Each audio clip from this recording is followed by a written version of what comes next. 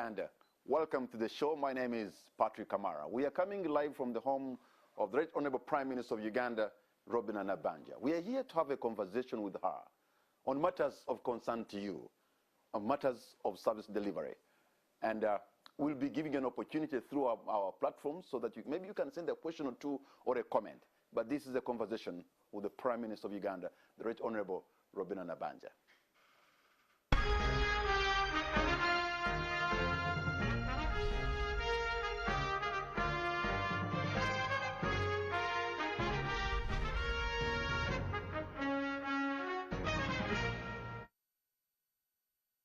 Right Honorable Robinah Nabbanja, thank you so much for having given us an opportunity to have a conversation with you. You're welcome. You know, it is just 6 months since you were appointed Prime Minister of Uganda. It is a big job that comes with a lot of responsibilities. How has the journey been so far? The journey is interesting. It is interesting in a sense that in some areas you get excited. It has been a learning. We have been learning a lot of lessons, and of course we have been saving a lot of lives. We have been delivering services to the people. If I tell you how my day is, for example, on Monday I have cabinet. On Tuesdays I have senior top management and many other meetings. We meet donors, we meet people, we meet World Health Organization, ministers, meetings after meetings. So Wednesdays is when I have coordination meetings with ministries. I think I have covered almost all, apart from a few. I'm almost covering all the ministries since when I came by the way. So we meet a ministry, say works. We met Minister of Works the other. Yesterday was Wednesday. We met with Minister of Water. Tell us what you have done for the country. Give us your work plans. How far have you gone? Please refocus your plans towards NDP3. Don't forget our manifesto. This agreement we made with Ugandans. How far have you gone with fighting corruption? We have been in the field. There is A, B, C, D. Why is this so? Many questions. Then on Thursdays, I prepare to go to Parliament. But in between there, I make meetings in the morning from say 8 or sometimes 9 up to midday. Then I go through the questions that have come from members of Parliament. Then I prepare for Parliament. Then on Fridays, that's the day. In the morning, I make meetings with, say, NGOs, and those other MDs. And in the evening, evening, is when I meet these people who come with their individual issues. On Saturdays, I'm in the field. I go to see what, say for example, Minister of Water this Wednesday gave us what they have done in the field. So we go there to see, to ascertain, and see whether there is value for money, and see, sometimes they can tell you they have dug a well here. We go to see, is it there? Have they done it? Then on Sunday, I'm in church. And sometimes I find visitors here. So that's my day. That's my week. You really have a docket that is full of work. And I'm wondering, you are also member of Parliament for Kakumiro. So when do you go to Kakumiro? So when I was given this responsibility, what I did was to coordinate. I have my people who are well coordinated from the village, sub-county, up to district. So I have interactions on daily basis. On daily basis, I repeat, from 6 in the morning after doing my physical exercises daily, 7 up to 8 interaction with my people every day. That's when I get to know issues that have come up, because we also got some hailstorm. We also get people. We lose people. We have also meetings. We also, like any other district. But now I have a political assistant. I am lucky that I don't have opposition. Okay. I have councillors of the district. All of them are with me. So whether there is a function, that councillor in that area, or the LOC3 of that area, whoever is present, will represent me. I know my physical presence is reducing. Of course, they also know that things have somehow changed. I also schedule meetings for them, by the way. From the village path of Kakumiro to the marbled corridors of Prime Minister's office, what a transformation. What a journey. It is. It's a big journey, and I want to thank God for that. Today, we are a news organization, and I can't avoid to look at what has been in the news. And Right Honorable Prime Minister, the public spat with you and your juniors, people who are supposed to be under you, does not indicate a system that is ready to deliver for the people. I mean, the spat between you and Engineer Hilary Onek. Have you buried the hatchet?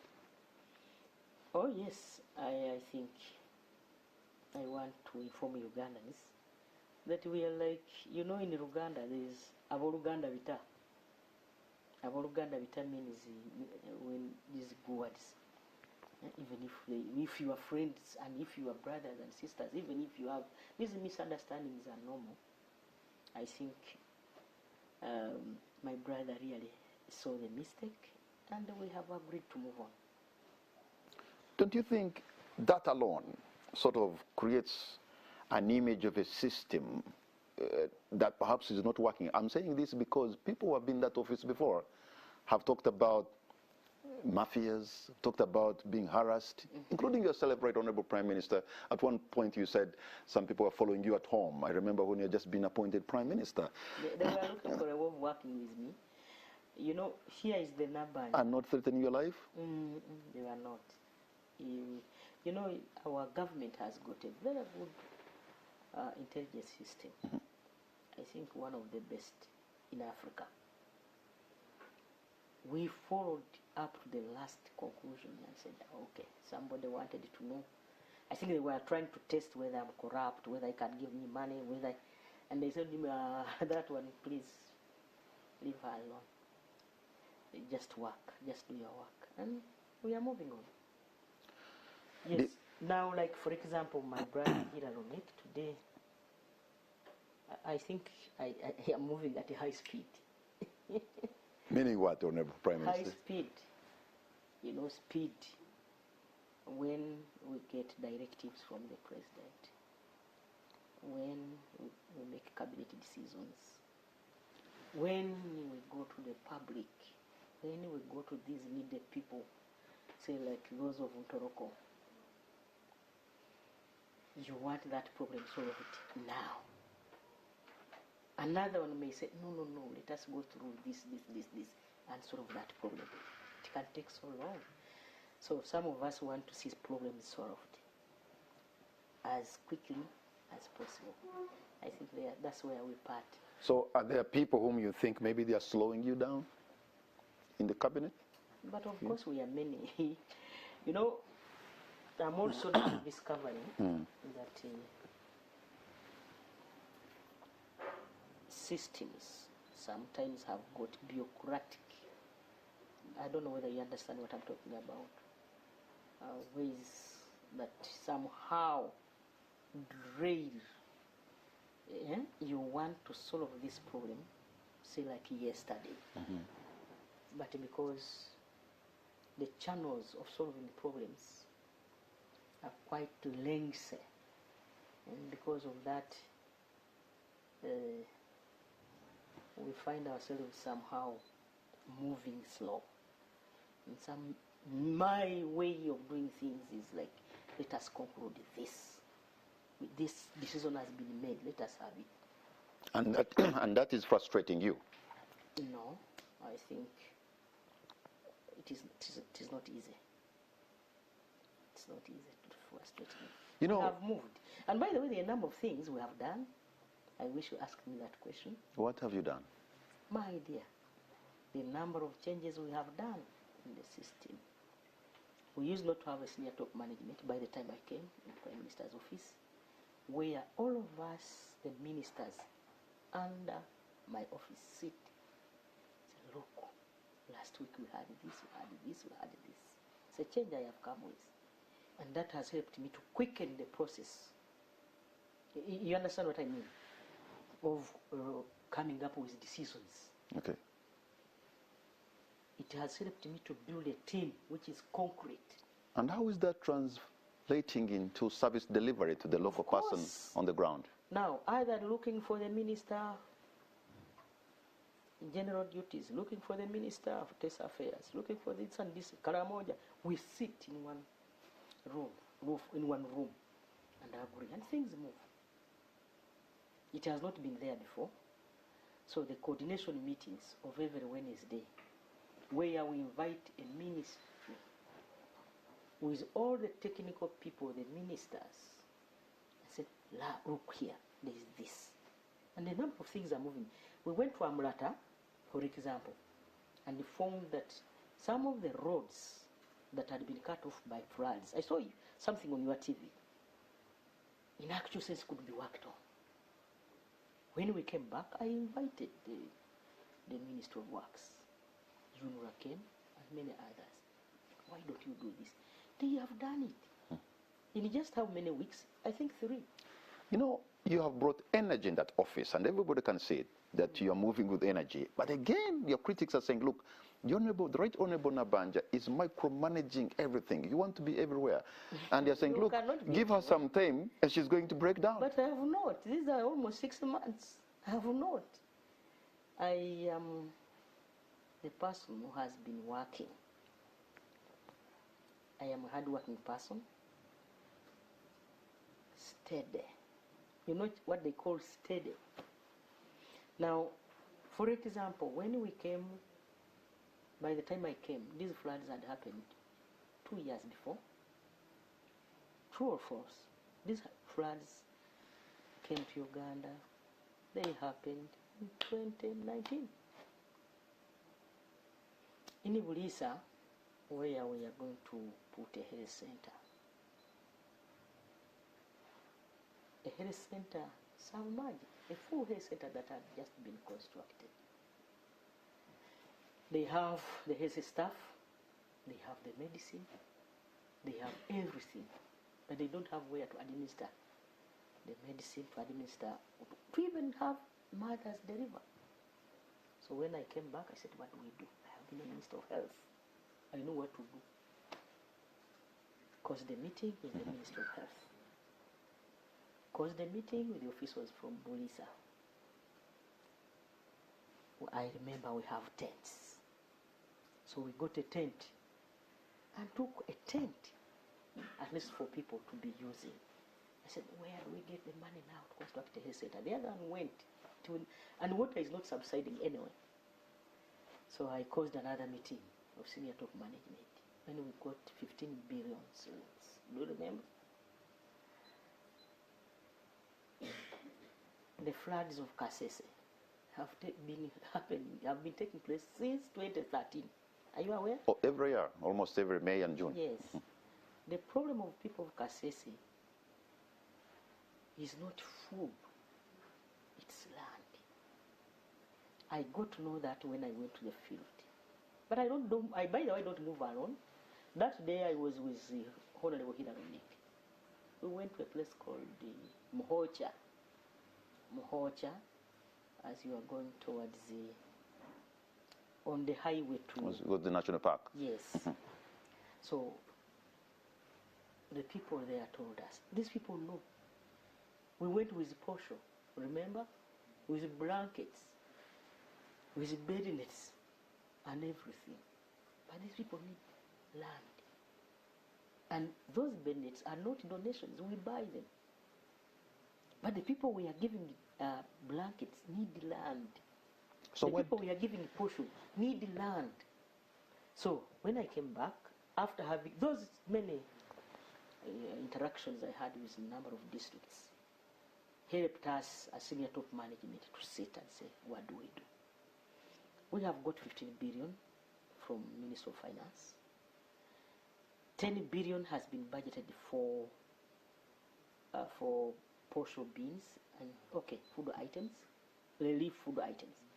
The 5 billion has been budgeted to buy jerry cans, to buy tarpaulins, to buy blankets, to buy bed nets, and plastic cups.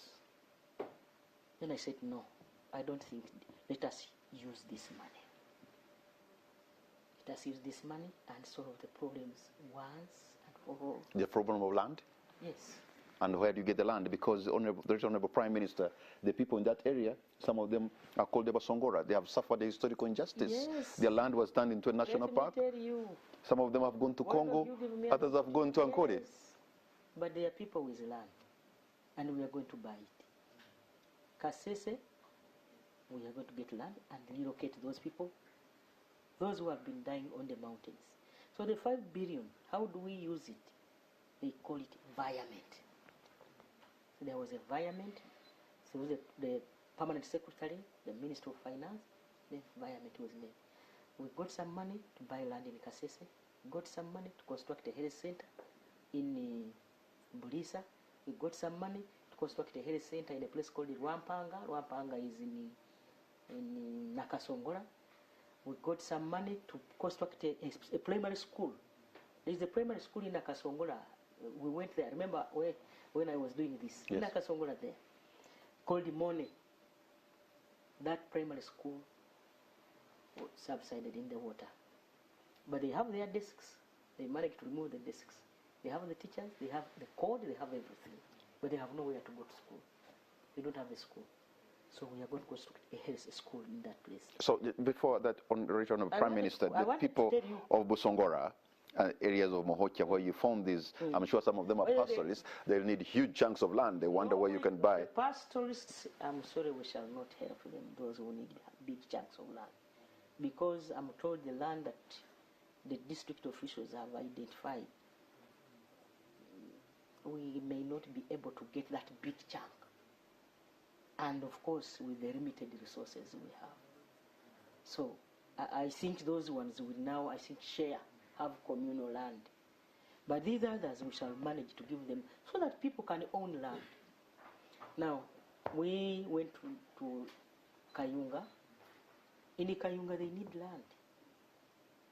The water will never go back. Maybe it will take some time. But we have students and children who are in a place called the Kawongo. And the secondary school, which they will use, is this side of Galilaya. And therefore they want to travel on water. And what do they need? They need boats. And how much is a boat? Just 10 million. How many boats do we need? At least 2 or 4.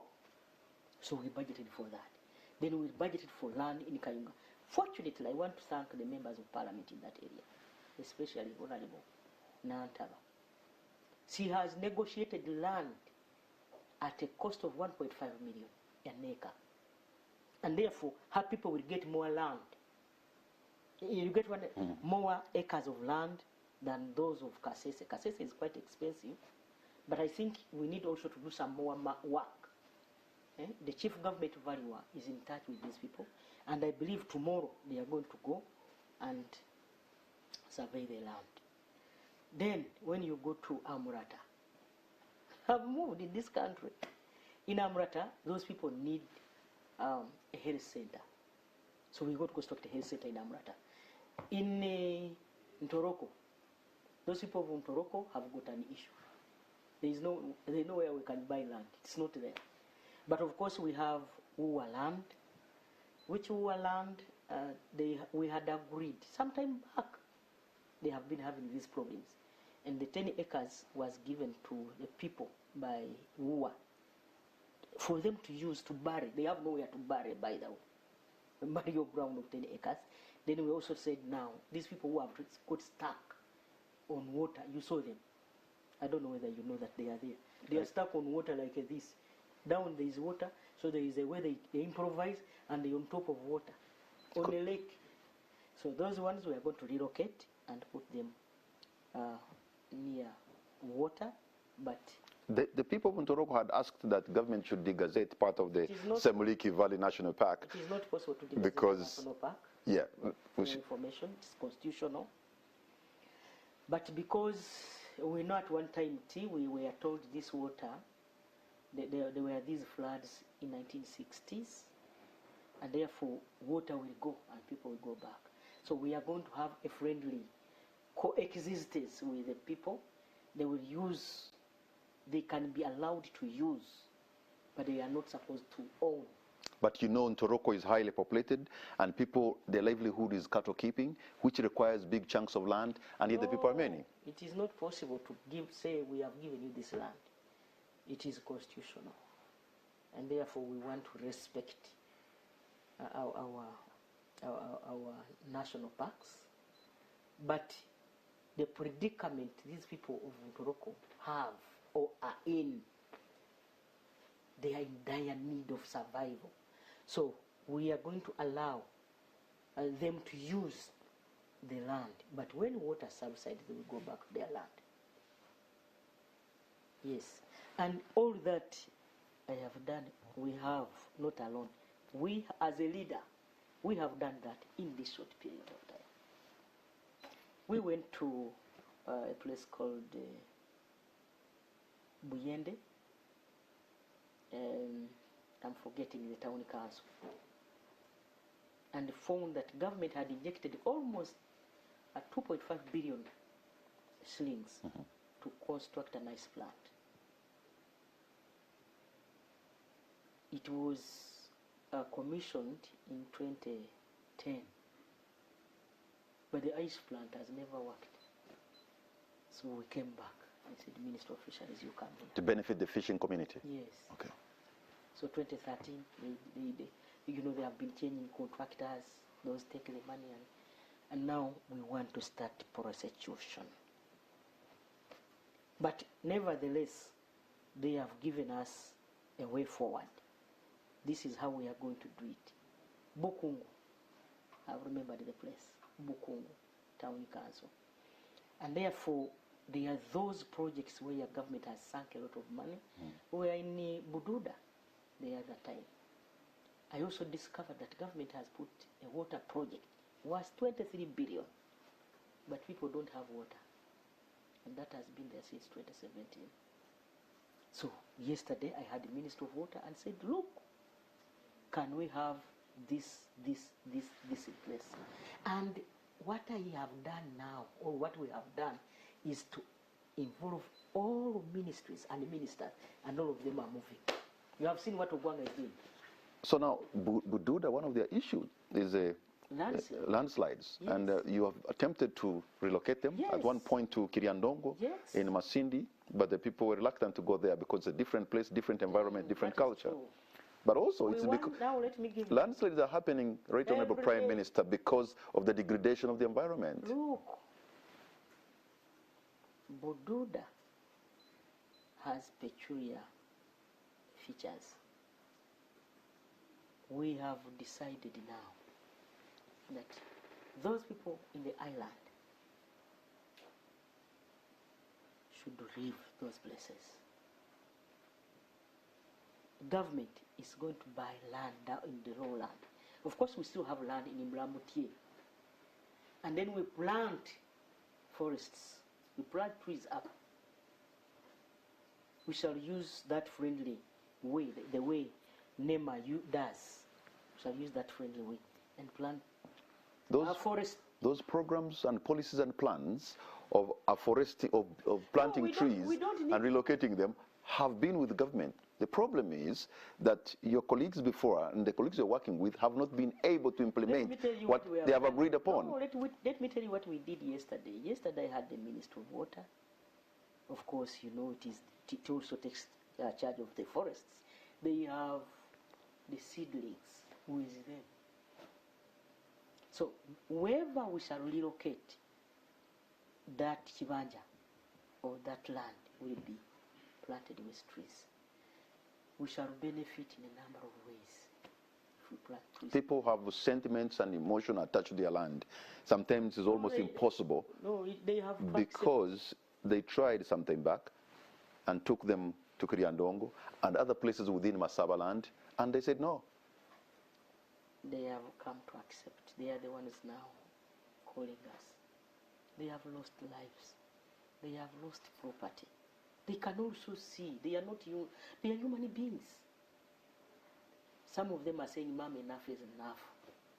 We have suffered enough. We want to relocate." Others are saying, "We want to stay in our district, but can we urbanize?" We are going to use all the approaches. We shall urbanize. What they want is just land. Some of them, by the way, have their own money. They want to construct structures and urbanize. Urbanize, I mean, organize towns and town boards. And people stay there. They do business. And life continues. What we have witnessed, Right Honorable Prime Minister, that you are a hands-on person. Is that you go everywhere. No, it's not. But and the other people have a different style. I wonder whether they are. This is my style. The others have a different. This is my style. Is there a problem? I'm asking whether the appointing authority is okay with your style. I have not seen him complain. What about you? Have you seen him complain? If he has any issues with my style of work, he would have called. But the other day we were at Entebbe International Airport. I saw him. You heard him, didn't you? I don't know whether these people have got such clips. I think they do. You have actually tried to be so close to the people. There was a clip that was running around, Right Honorable Prime Minister. Immediately after you had been appointed, you're actually giving out money to some people. It's a good thing, but I'm sure someone would be asking, how does she account for that? Which vote? Where is it coming from? No, and you also added that some of them were not even putting on the yellow T-shirts of NRM. No. Sometimes, one thing people must appreciate is the Prime Minister's office has got a small budget of donation. I don't give it that way. When you see me give like this, that's my money. That's mine. Sometimes I'm given some little allowance to move for a soul or two. So if I share with somebody... That's being very generous. But maybe you could have told one officer in your group, said you can do that, not the Prime Minister doing it. No, that is when you get excited like a human being. Is it a crime? It isn't, but they're asking of... For example, you saw the other day when I was donating to the church, I went to the Protestant church, remember? That was official from the budget. But this one, when I'm dancing with someone, I'm not also so... Right Honorable Prime Minister, Right Honorable Prime Minister Robinah Nabbanja, we're going to take a break, and on the spot we'll be... On the spot we'll be right back. Let's take a break.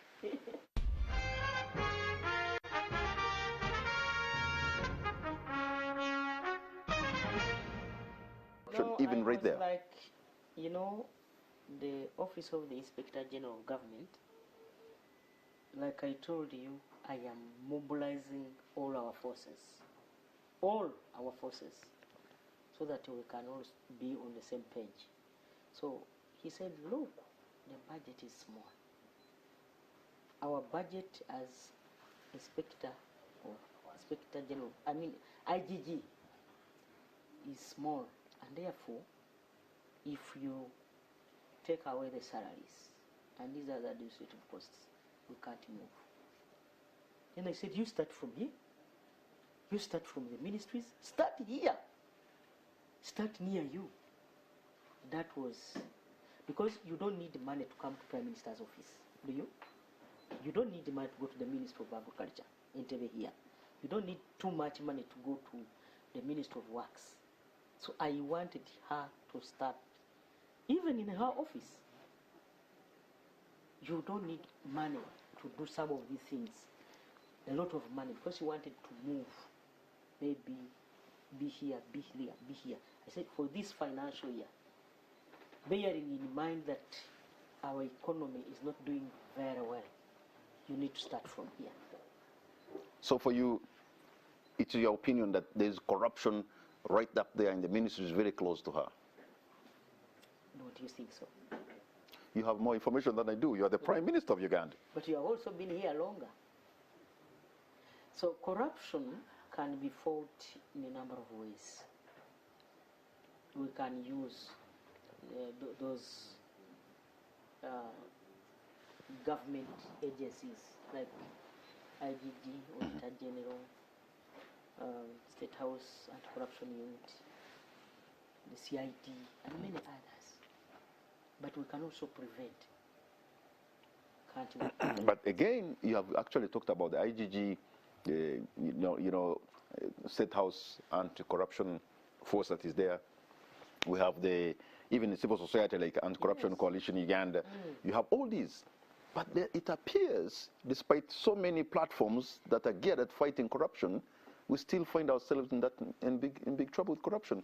And remember, President Yoweri Museveni's 10-point program, I think fighting corruption comes as point number 7. But 35, more than almost 40 years down the road, you still have it as a problem. In his first communication to us as a new cabinet, corruption was high on his agenda. We all know, that's why we want to work as a team. We all know that corruption is cancer, is a cancer in the country. And therefore, it's not only us, the Prime Minister, the ministers, those anti-corruption agencies. No, it's everybody. It's everybody. And therefore, we can approach corruption in a number of ways. But most importantly, I want us to avoid a post-mortem. I want us to avoid post-mortem. I want us to prevent. If we use preventive measures through monitoring, involving all stakeholders, the local councils, we have RDCs in every district. You know, the ministries we talking about the districts, people who are at the forefront of service delivery are people at the district. Yes. You know, you'll find the cows and the deputies and all these. If you look at the kind of pay they get, compare them with the people of same qualification, maybe in the agencies of government, there's such a disparity that sometimes. Yes. Why is it like that? We are aware. We are aware. Because a cow is at the level of a director. There is something. Why is it not reflected in the pay? No, it is in the budget. There is something government is doing about it. I don't want to break that news. There is something government is doing. We are aware that there is that problem. But that does not mean that you misuse the chances that you have given. The chances that your people, the would-be beneficiaries, are supposed to get. That does not mean that you steal. No. That's why I want to use this opportunity to inform the country that it is our responsibility, collective responsibility, including you yourself. Because corruption takes two people, the one who bribes and the one who receives. That's why we have decided to use Army Brigade to construct schools. It has come to our notice that government is losing a lot of money and using a lot of money to construct one unit of a school. If we use Army Brigade, we shall get 2. We have got examples. But you know, there is a problem in that, because that can affect the economy. If a lot of money is given to one entity, moreover of government, you are denying people who would have taken the bids to construct schools and have that money into the economy in their hands. I have no problem. The Army Brigade is going to use some of our local mansions. Subcontract. Yes, local mansions. This one, we have high hope that at least with the Army Brigade, the few construction works they have done has been really up to standard. So the local person in the village with a mansion will be employed.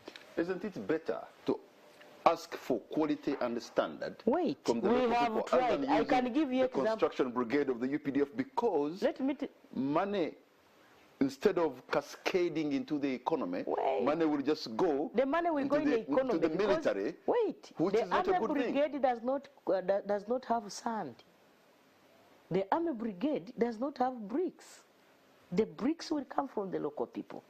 The local materials will come from the local people. They will buy the materials from the local people.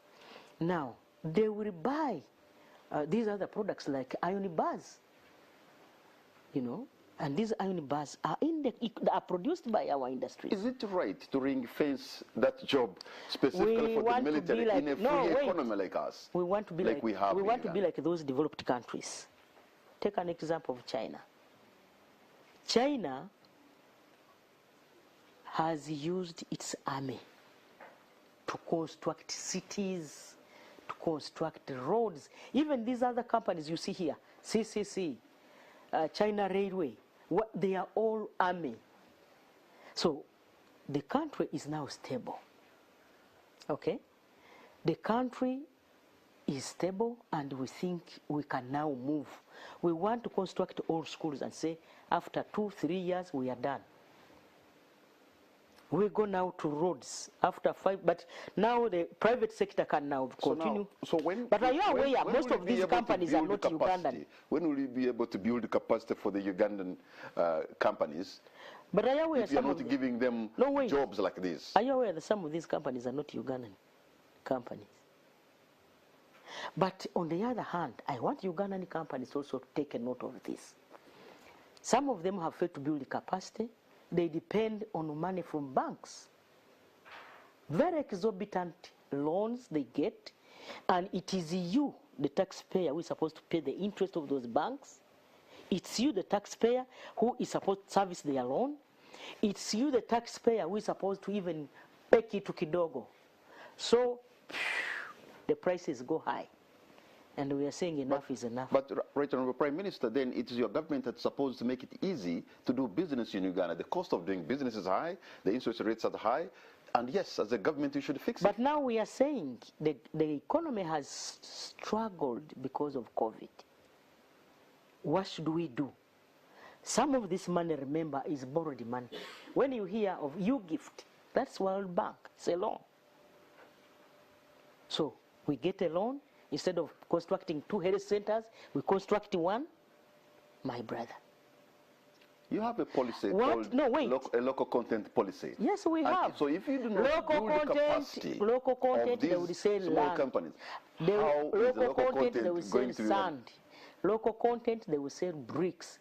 Local content, they will work as merchants, and they will be supervised. Really? Is that how a government is going to develop? Because local content it also require for them to advance. So with the time, I suppose the idea was with the time, if it is a road, then you can have Ugandan companies construct the road. But if you're only giving them to supply sand and rocks and maram, then they are not going to develop. They will. Why not? Is this sand going to be taken freely? No. What I'm saying is, we are getting a loan. True or false? And this loan is supposed to construct a health center. What does the community in that area want? A health center. Do you want us to say we get money and just give far because we want to develop our local economy? I mean our local companies? I thought topmost we want a health center. Isn't it? Let me take an example of my area. We want to construct a health center too in Kabuwa. And that is what the community wants. We don't have any company in Kabuwa that can construct a health center. They are not there. These companies sometimes come from far. Others are outside companies. Now, they have been lotting. Lotting is putting many contracts under one company. And at the end of the day, they have failed to deliver. There is a place called Masaka in Kisit, in Katikara sub-county. That health center was given to a contractor in the year 2018-2019. 2019, 2020, they did not complete the civil work. 2020, 2021, they did not. Up to today, there are still some civil works that are lacking. But that money that construction took can construct 2 health centers. So we are saying enough is enough. We shall construct 2 health centers using. So we should expect good job, quality work, and that is concluded in time. Yes. Because that has really been a problem. Yes. You only need to support. The local people need to support our army brigade when they come on site. So yesterday, the PS and Secretary of the Treasury was talking about budget cuts because I think we are in a pandemic, but the economy, I can understand. Like everywhere in the world. But then he was also talking about getting money from the wastage areas because there's a lot of wastage. And I'm wondering, as a government, why are you even planning with wastage? Because wastage, I think it's not wastage. We said no to travel abroad. People can travel abroad for reasons. One, to represent our country in a number of forums. So before, they would go like 4 people to represent the country. We are now saying only 1 person should go. The 3, please remain behind. We want to save this money and put it to better use. Why has that taken government of Uganda so long to get it, that you don't have to have an army of people going all over the world in the name of representing Uganda? But we have seen it now. COVID came with a lot of challenges, but also COVID opened our eyes.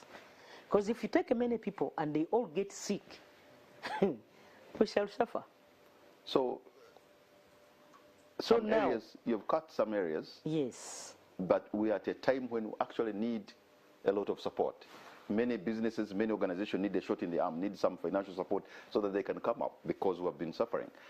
This is not the time to cut, I suppose. But this is a time to add, even if it meant to borrow, so that you can improve on yourselves. 2 years, we have discovered, 2 years you were down, you cannot continue to cut. No, my brother. Corona has cut enough. My brother, let me be sincere to you. We have come also to realize that the 45 trillion budget we have always been talking about, in actual sense 30. Why? We have been borrowing in terms of budget support.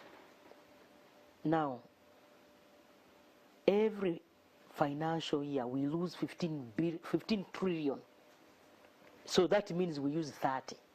And if all of us put our heads together, like we are doing now, we can live within our means and avoid borrowing. Borrowing, like 5 trillion is to pay interest. Then this other is a refund. And therefore, we are looking at that also as an area where we need to somehow squeeze. Yeah, but the government which you represent has not lost the appetite of borrowing. They have been borrowing By the right, way, left, and center. The appetite is going down. In fact, instead of going for long-term loans from World Bank and maybe IMF, they have gone for high interest rates in China.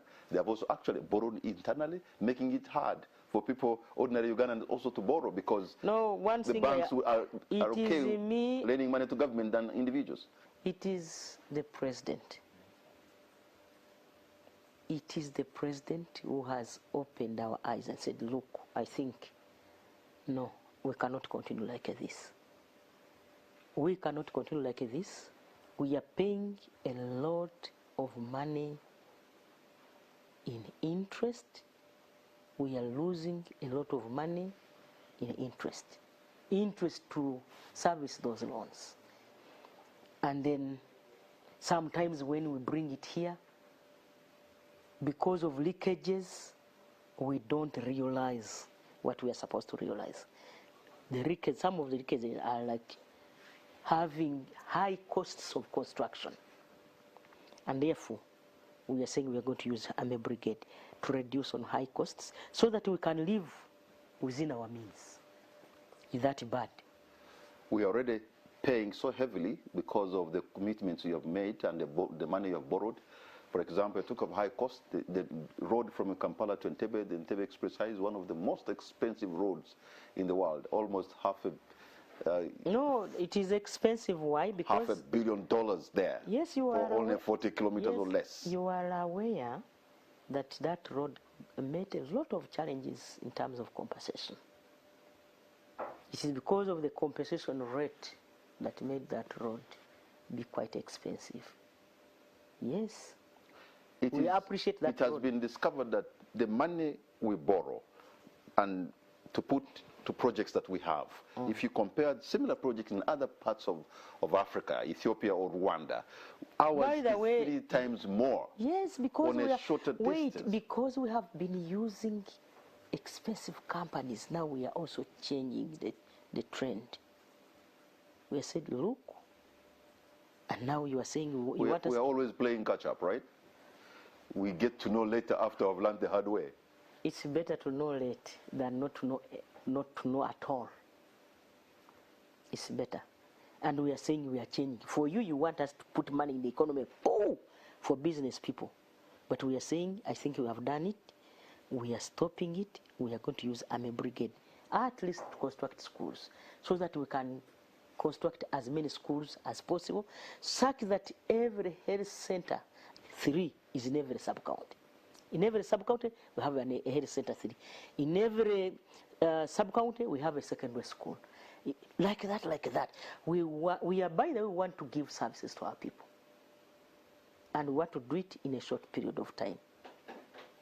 But isn't that flouting procurement regulations by just going to one entity and you say we are going to work with this and leaving By the way, we don't have only one entity. We have NEC. Some people may even go to court because of that, when they feel that they've been left out. It is a constitutional right for anybody to go to court.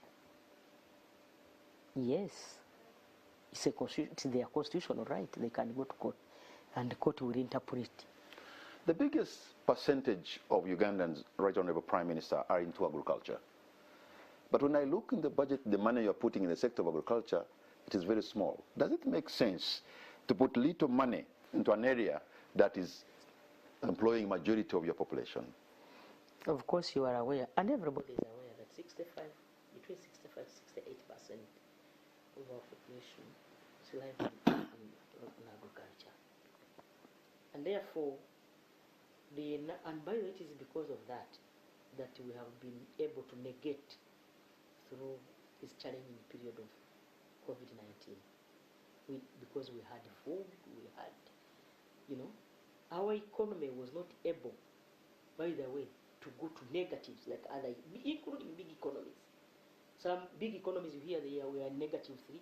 For us, we are at 3.8. Why? Because of agriculture. Now, we have also noticed that as government.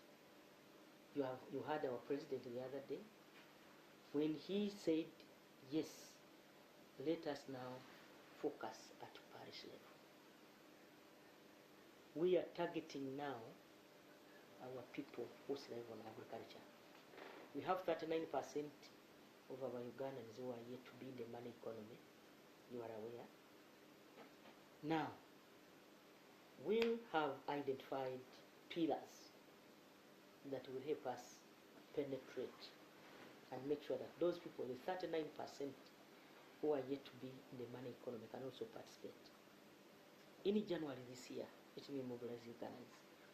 We are going to start to roll out and, the parish model. The parish model, we are targeting our farmers. Yes, that's our target. We are targeting our farmers.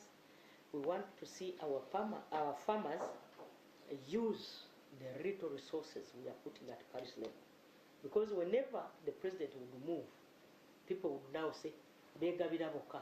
We have put a number of projects geared towards helping our people, the agriculturists, the farmers, the peasants, but it has not been reaching. This time we are saying we have gone at parish level.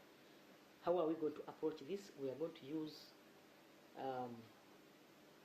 a number of pillars. One is agriculture. We want people to use this money diligently. How? We have put the leadership of the parish to be in charge. But you know, if you want to really boost agriculture, then you must have a robust, extensive service going on, which is not there at the moment. It is there now. It is wobbly. It is weak. Let me give you this. You must be able to give them water for production. Yes. You must be able to teach them post-harvest handling mechanism so that they don't you lose. are not giving me an opportunity. At parish level, we are targeting, first of all, we have put money, 29.3 billion, to recruit parish chiefs. We are targeting the extension workers at sub-county level. So I believe by now, if there is any cow or any district that has not recruited a parish chief, then there is a problem. We want to get data. And no, remember we struggled here with data when we wanted to help to give relief to people, the vulnerable people around towns. It was not easy, but now we want the parish chief to get us data to know how many people are in the agriculture sector, how many people are in the peasant sector, are now at peasant level, how many people. So we want to start with data. Now in January, the next year, we are putting 17 million per parish to start with. That one is going to help us to know where there are gaps. Then next financial year, we shall put 100 million. Next financial year, we put 100 million. And this money will be used by these people.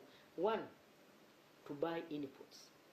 Somebody can say, let me borrow this money from the circle at that level to go and buy, say for example, pigs. You can borrow as much as even 5 million or 1 million. We have put 30% of that money for women, will be used by women. 30% of that money will be used by youth. 10% of that money will be used by people with disabilities.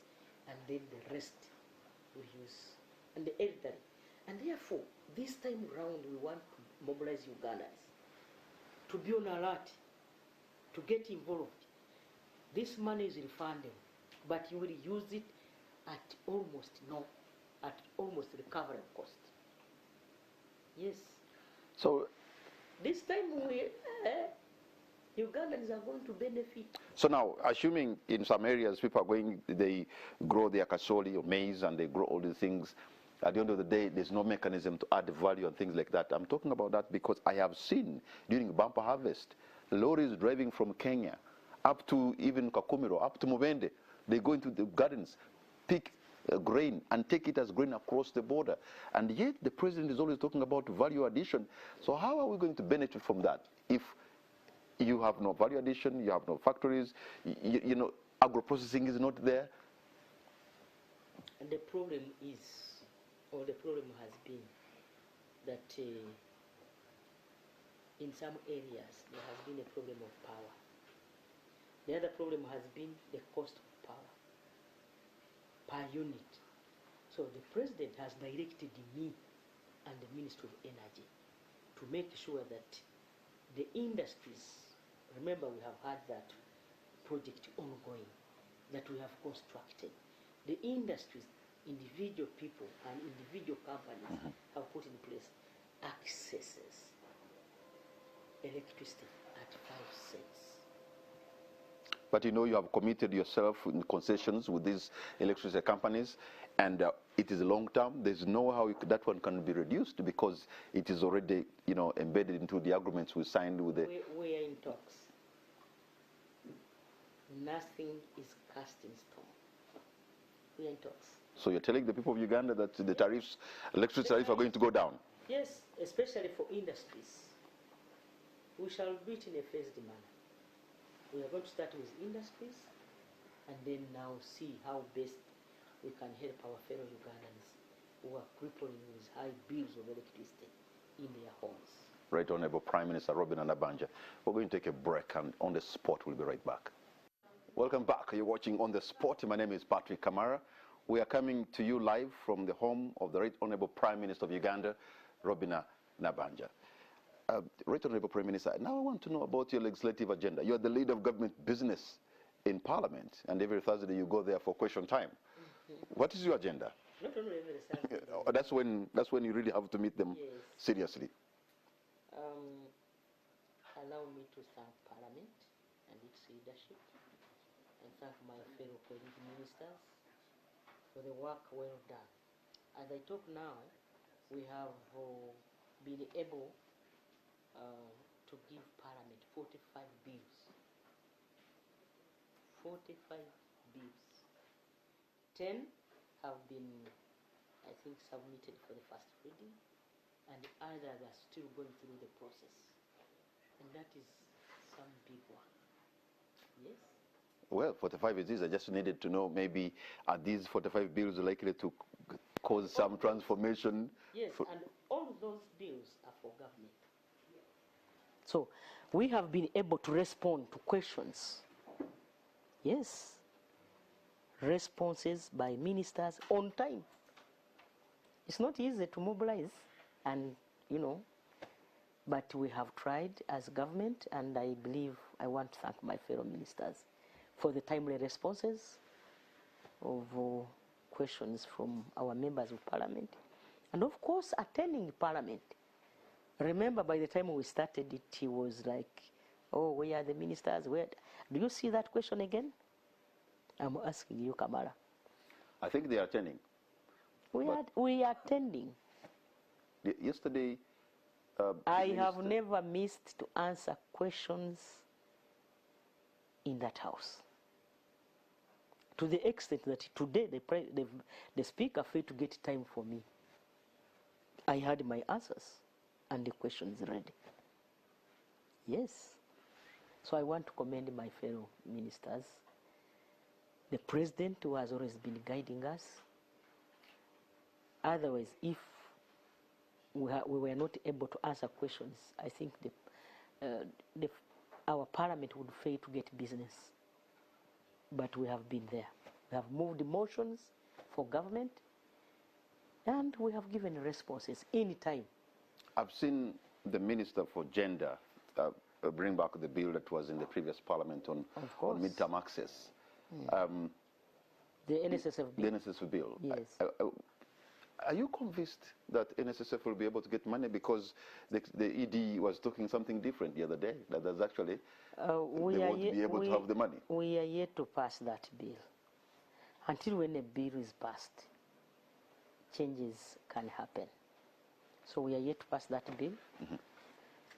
Yes, it is on the floor, but we are yet to pass that bill, and we can continue to engage. You know, because they're helping people of a certain age, and I've been looking at how you have tried to help the elderly with the SEDGE in the Ministry of Gender. But the problem is, when it started, it was catering for people from the age of 60 and above. When you tried to roll it out, you have now put the age of the beneficiary to 80. And Honorable Prime Minister, you know, life expectancy in Uganda is 66, but you want to give people money at the age of 80. In other words, 14 years after they have died? Mm-hmm. You are aware that the life expectancy of Ugandans is 66. By the time NRM came into power was 41 years. Hope you are aware.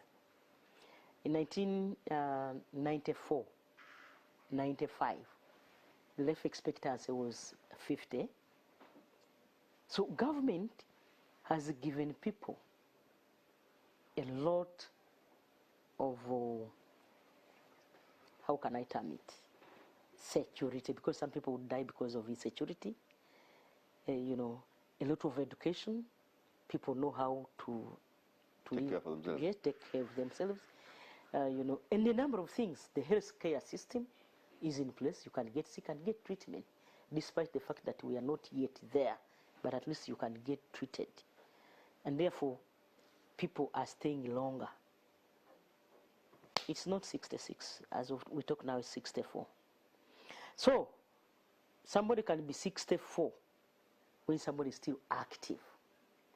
Now, when we rolled out across the country, the money was not enough. The money was not enough. Even the money that you're saying was not enough, majority, big part of that money was not Ugandan money. Oh, yes. You had given the role of looking after your elderly. But we co-fund. You have given to other people. We co-fund. You know that we co-fund. Yeah, you put a paltry small money. The biggest money we co-fund. Even that small money is from NRM government. We co-fund with the donors. We do. So rolling out this project became quite expensive. And I think we shall, come back, calm down. We want to see that in the near future, we can now look at 75, then go to 70. As the economy nowadays is not doing well, and therefore we cannot promise people now. Okay, I think majority would want to hear your view. Let the elderly, that's why we said, let the elderly look at the parish model. Since we have also put there 10% to cater for the elderly. Let the elderly, those, because a Ugandan who is 75 years, yesterday I got a visitor here who is my fan. He has been, he's from Rukungiri, Kanungu. He came here, young man at 89. Very still energetic, and he can do, and very educated. He was a parish chief. He came here from Kanungu. At 89, you would see the man is still very active, and he can do other very important activities. And therefore, Ugandans have come to appreciate that they can also live longer. I mean, they can do other things even when they are old. Yeah, but it is not right. Active aging. It's not right to outsource the job of looking after your elderly to give it to other people outside your home. That should be sold. But at least for us here. But in other developed countries, they put them in a home. Your father, 90 to 20 to 100 years, you throw in. You know what Americans do. At least for us here, we stay with our elderly. So, on the issue of bail, the proposition of to jail without bail has caused a lot of controversy. And the other day I had you supporting the same. Of course you have to, because the president is supporting the same issue. But is it right? No, I want to give you an example. And I ask my phone. You give me my phone. Let me tell you, my brother.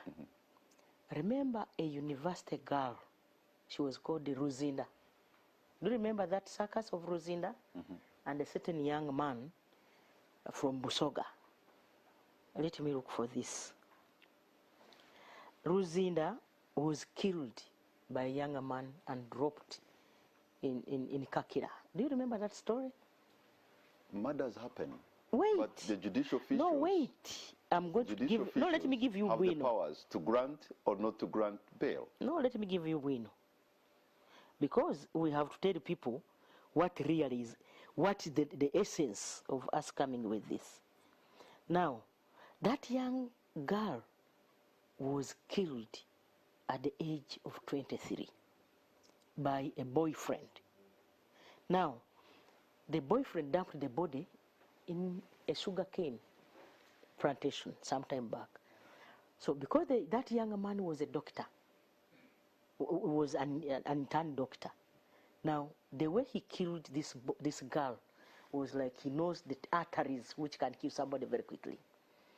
Now, the judge, the High Court judge, gave that young man bail that he was going back to school to complete his studies.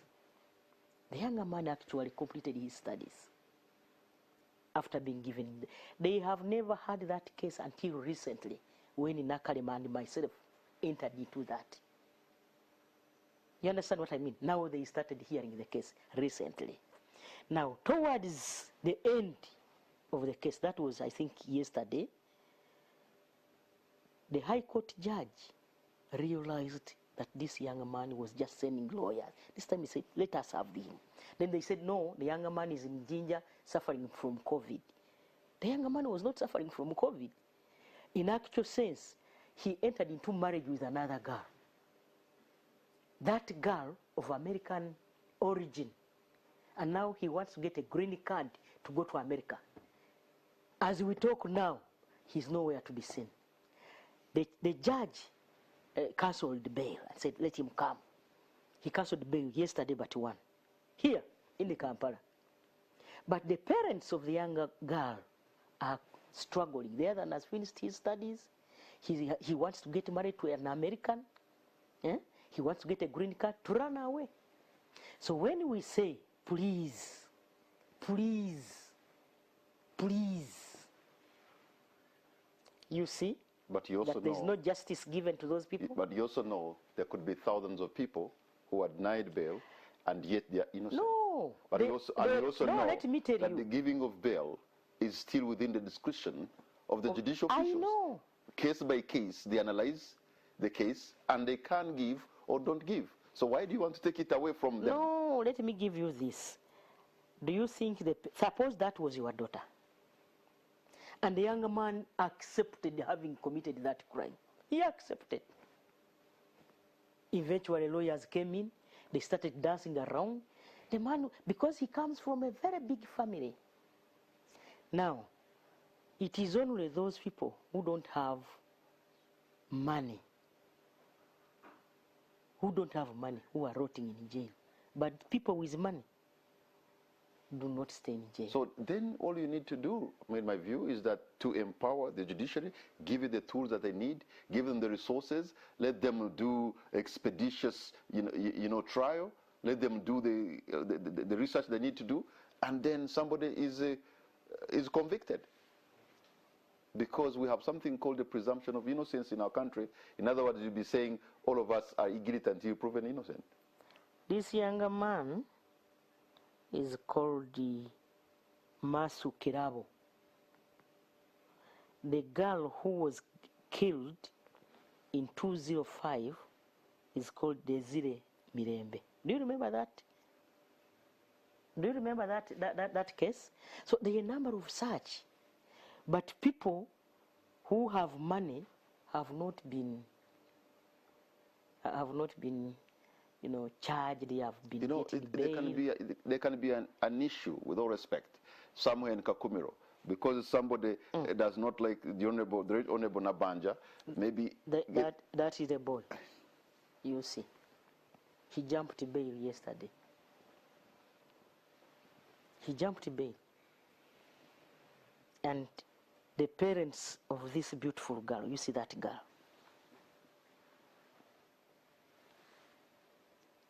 she was also going to be a doctor. It's a sad story, but... And there are many of such. People are keeping quiet. So what happens to those who are innocent? Those who are innocent, we want to engage our land friends and lawyers and see how best... But if you put a law that does not does not allow them bail, so what happens? Because after some time, if you are proven not guilty, I think... Because you'd rather have a guilty person out than punish innocent people. But this one said that this one was not innocent. Isn't that now a weakness of the court that you need? And that is a weakness. That's why we are saying, giving these people a chance to determine who to give bail and who not to give bail has been abused. True or false? That is likely to come back and bite the very people who are supporting it. Who? People like you.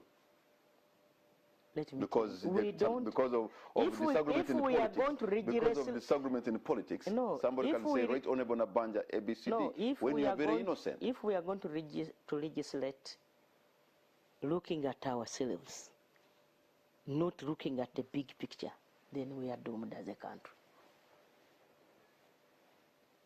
We are doomed. Why can't we are legislating to help Ugandans who are suffering. Why don't you give the... We are legislating to see that we curtail this business, the mob justice. We are legislating for others. That poor person, like this girl who died innocently, so that she can get justice. The parents can get justice. Suppose this was your daughter. how would you feel? How would you feel? Loss of a life is painful. She will never come back. The other one is now struggling to go to America with some other person's daughter. The other one died. Okay. It is painful. So we are legislating to help. So in other words, we're going to have presumption of guilt to all Ugandans as opposed to presumption of innocence. We are guilty until proven innocent. It's going to be very difficult. I think I've given my explanation. So the Nabbanja money. Which money again?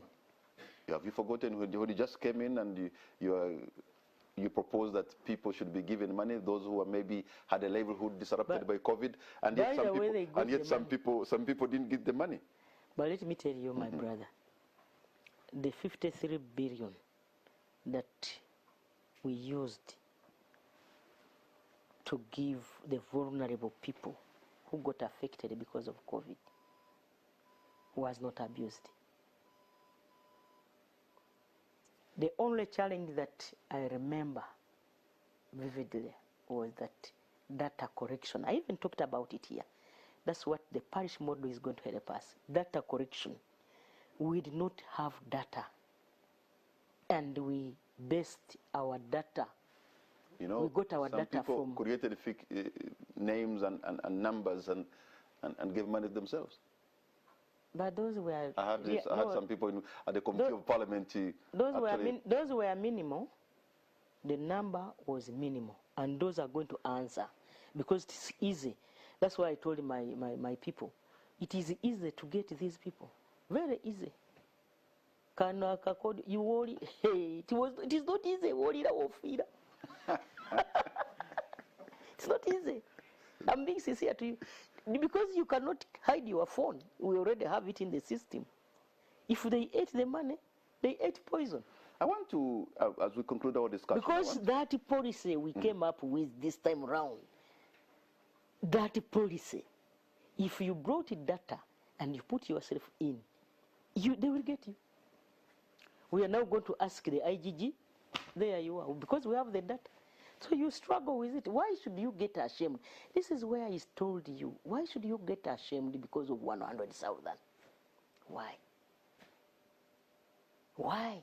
If you are a leader, you are a town clerk in a municipal council at that level. Then you put your wife, you put your name, and maybe they thought it was over. It is not. Now we gave the data to the Inspector General of Government. Please go and handle. And you cannot say I did not get the phone number. Everything is there. Okay. This is the best system. I know there are those who usually say there is flour to us. They want us to continue with food. But the advantages of us using this system, if we have authentic data, are more than when we give food. All right. Honorable Prime Minister, there's something I've seen in Kampala called impunity. What is it? Whereby there's no order, there's no respect of rules and regulations on the road. Ministers who are under you have turned their vehicles into ambulances. Everybody has a siren in them. They are driving on the wrong side of the road. Police no longer has the capacity to stop them. Even the border boys are also learning from your ministers and government officials. It is total chaos on the streets of Kampala. And I'm wondering, it may look something small. If you have that degree of impunity, it may grow into something bigger. How can you arrest such a situation? Because it looks bad. Kampala is a jungle. I think I will invite the concerned stakeholders, the Ministry of Internal Affairs, and the Ministry of Works. You are not the first person telling me this. Yes, we have those people who have a right of the way, like the Prime Minister, like the Vice President, the President, and those people who have the right of way. So I think it's not only you who have talked about this. Just give me some little time. We shall handle. Okay. It's not out of hand. So, by the way, I'm told that when it comes to exercises, the Right Honorable Nabbanja really loves doing exercise. That's how you keep yourself fit. Can I try for you? Are you for real? You can try something? I have my instructor here. Jangu tubawa kapera. Okay. Jangu tubakoleremu. This is for real. Okay. I have my instructor. You know, you came at a time when I was just. You come. Bring. What do you want?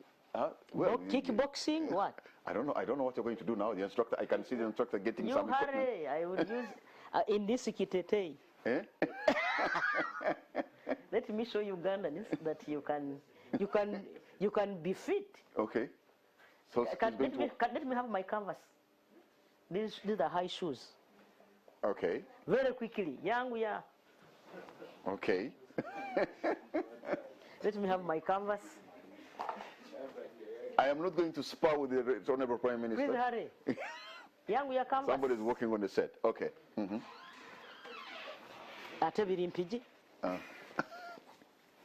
This is serious. Leave the dress alone. I have my things. Let me show Ugandans that we can try.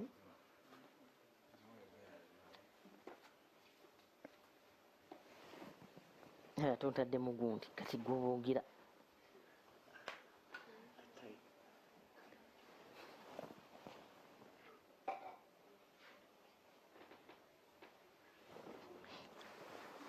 Okay.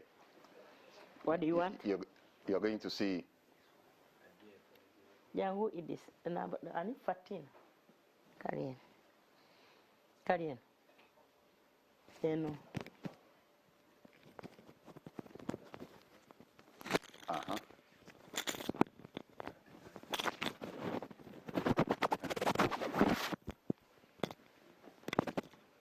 So, the Prime Minister is about to. I hope the punch doesn't come my way. We don't have to use our legs. All right. Watch this, Uganda.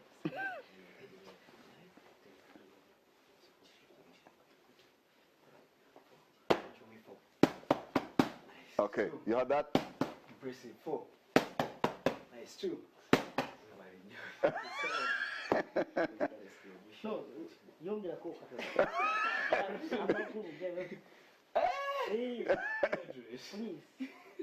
least a big boot. At least a big boot. At least a big boot. Punch 2. Big boot. You heard that? That's quite a punch, eh? Nice.